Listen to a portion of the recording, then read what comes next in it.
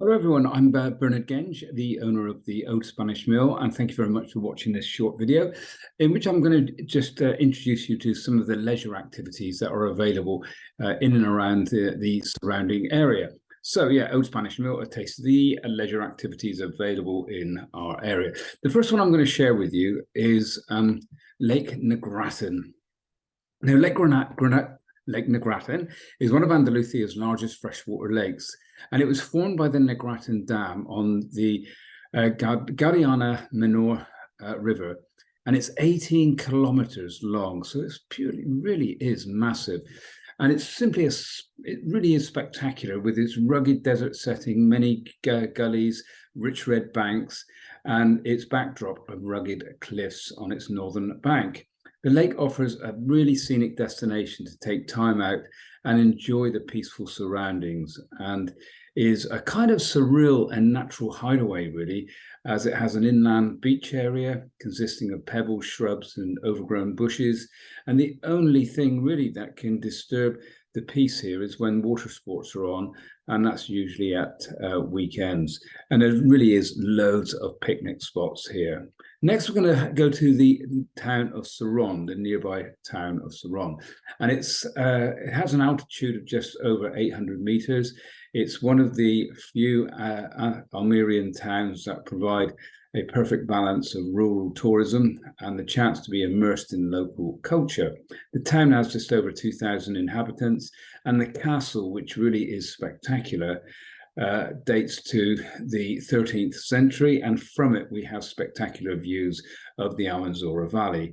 Now, this played an important role in the Muslim era due to its defensive nature, and it served as a refuge during the Moorish uprising.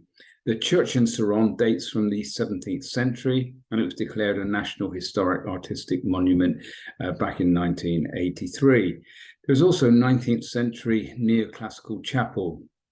The La Estación de los Cuentos, or the Station of Stories, is a kind of permanent exhibition in Sarron. It's open all year round. It's a small museum dedicated to books, stories, and the written and spoken word. It features tributes to writers from Cervantes to Roald Dahl, the classics, and especially Anderson, as well as great books and rare, curious tales of the world, gadgets and poetic creations.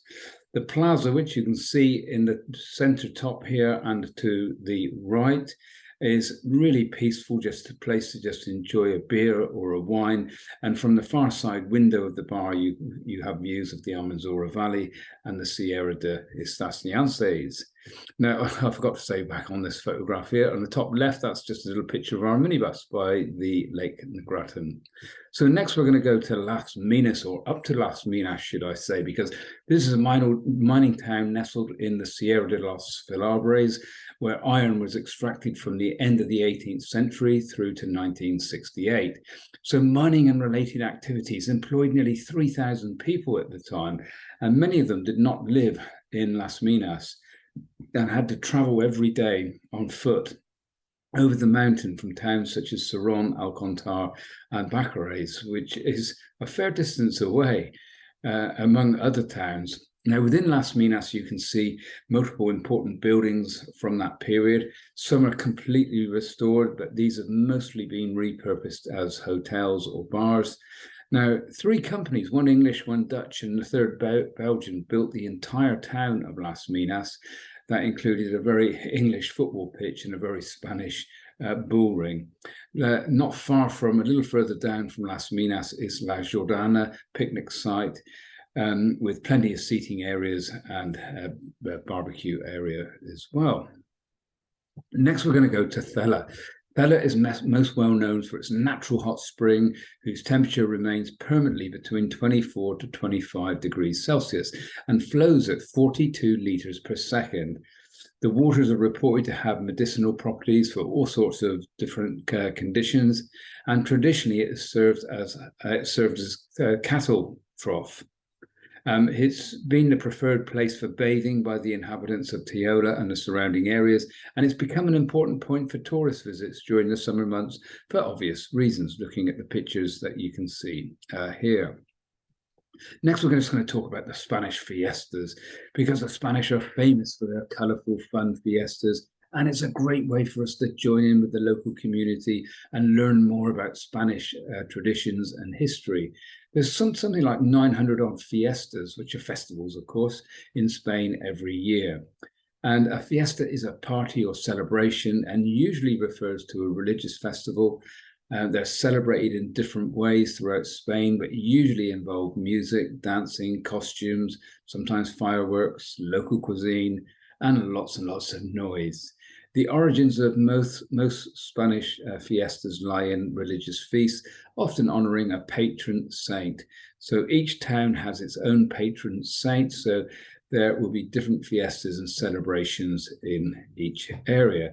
Next, we're going to go a little further afield to the Alhambra Palace, the very famous Alhambra Palace.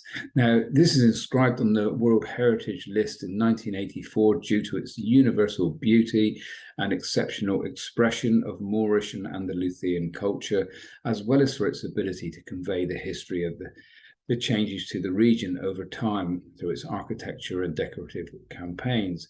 It's one of the most famous monuments of Islamic architecture and one of the best preserved palaces of the historic Islamic world. In addition to containing notable examples of Spanish Renaissance architecture, it's just over an hour from us, probably an hour and a half or so in the minibus. And the Alhambra was so called because of its reddish walls. So in Arabic, that means a red castle. It really is a whole day trip, this is, and tickets need to be booked in advance. Current prices in 2023 is for a guided tour from 35 euros or 175 euros for a group of up to 20. When I went up there, I was absolutely astounded by the size of it.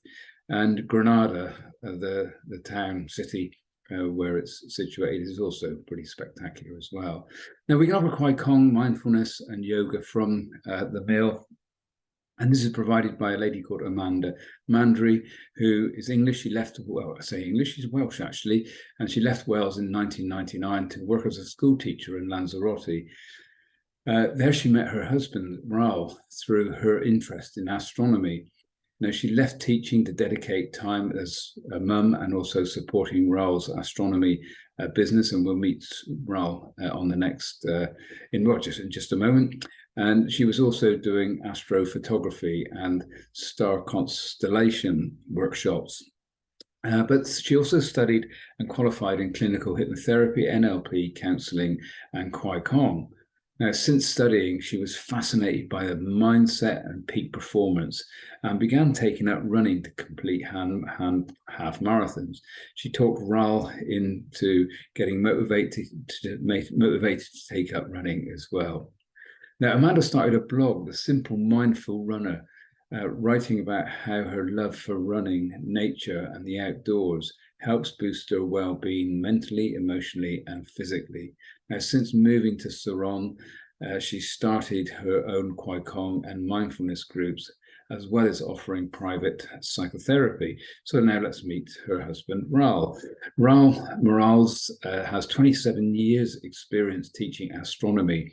He was the first person in Spain to have a mobile digital planetarium, which he took to schools and events. Now, whilst living and working in Lanzarote, he ran the Lanzarote Planetarium in the Maritime School. He did stargazing for locals and the tourists with powerful telescopes and binoculars. He's also featured in the BBC Travel as a guide to stargazing in Lanzarote. Now, during the pandemic, he, with Amanda, opted for a new adventure, and he moved to Saron. He moved to Saron to run the Planetario de Saron, open an astronomy center and a new observatory. Now, he offers stargazing outside the center in Saron, so you'll come to the mill and do it there. He'll also take groups up into the mountains and also planetarium sessions for the whole family or the whole group. He's been awarded the Culture Prize for his business in the Almanzora Valley, and he lives his passion as an astrophysicist who loves sharing the cosmos with all ages. Next, we're going to go to Macael. And photos here are courtesy of the Turismo Almanzora. Now, through more than 25 centuries of history, the marble quarries of Macael have been the economic base for the region, and they still are. Macael is a town of steep streets with the special charm of the mountain villages and with the real strong smell of marble that permeates the whole landscape, even the urban one. So the banks are marble, the sidewalks and the floors of the squares are also covered in marble. Now, walking around Macael on foot is worth the experience. In the square of the church is a magnificent replica of the Fountain of the Lions of the Alhambra in Granada, and on one of the roundabouts is located the largest mortar in the world, published in the Guinness Book of Records, where you can take a selfie, and we can see these in the pictures in front of us here. We can also take you up to the quarries, and you'll find two lookouts. One is the lookout of Las Canteras with a circular route. Has been awarded by the Junta de Andalucía as an example of rehabilitation of public space. The second viewpoint is near that and is the viewpoint of Constancia and offers you impressive views of the largest quarry in the Sierra.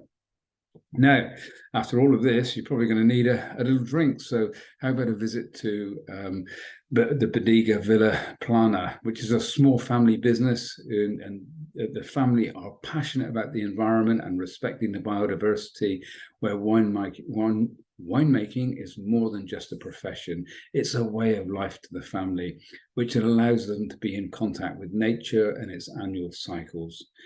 They work in the vineyard in a traditional, organic and regenerative way, looking to keep the soils in balance and full of life. They have a total of 9 hectares of vineyards distributed in small plots that they work manually. And on the tour, they will explain the complete process of winemaking, the grapes they grow, take you out for a walk through the vineyard where you can, well, they'll talk to you about the different varieties of grapes and give you a taste along with the tapas that complements each wine. The winery is located in the countryside, of course, and it's surrounded by vineyards. Now, the building is what's called a correo, and it's a typical Andalusian farmhouse. It's built in 3 levels, 2 of them underground, and that allows for perfect conditions for the production and aging of the wines. Now, for a 1 to 2 hour visit, you'll visit the vineyard, the winery, and tasting 2 wines with tapas, and that costs €15, and that really is excellent value for money. And for the tasting of 3 wines and a more extensive visit with more detailed and extended explanations of the vineyard, the process, and the winery, and the wines, it costs just €20. Now, next we're going to have a look at a ceramic workshop. So workshops of ceramics and clay therapy. In these workshops, you'll make with your own hands and helped by the necessary tools and utensils, several pieces that will develop creativity, taking it as reference pieces of archaeological origin.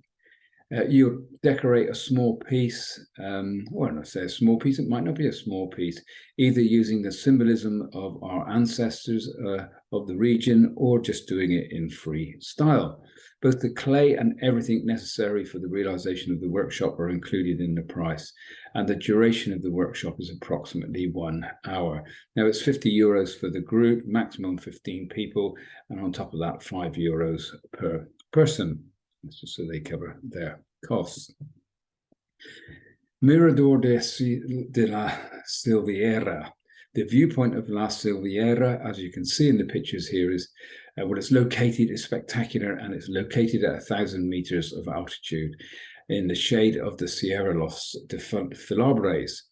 And that's in the municipality of Perchina, which is just down the road from us. And it's the main mountain massif of Almeria and one of the largest in Andalusia. In its enclosure, you find the recreational area of La Silviera, composed of several areas of tables with benches, barbecue area, and the lowest part is a viewpoint from which you can see the beautiful views of the Almanzora Valley, nestled between the mountains of Filabres, Estances, and Lucar. La Silviera is an area very frequented by fans of mountain biking and hiking for obvious reasons, of course. And in the photo, we can see a hiker there just taking a little rest. Now, this is just a glimpse of the local area, just to give you a taste for what the general area kind of looks like. So compared to very urban areas, it is, of course, very rural, and it really is just eye-watering, expansive terrain and plains surrounded by mountains. So I hope that gives you a brief introduction to what can be found in the local area. And if you are booking a guided running holiday with us, we can include day trips to some of what you've seen here today. Please go onto the website and have a look, www.outespanishmill.com, and there's my email address there, bernard.genge@gmail.com. If you are a runner or a running group, please talk to the person who referred you to this video, and they can talk to you in more depth about organising your running camp or your running holiday. Thanks everyone for giving the time to watch this video. I hope you enjoyed it. I hope you found it interesting, and thank you very much.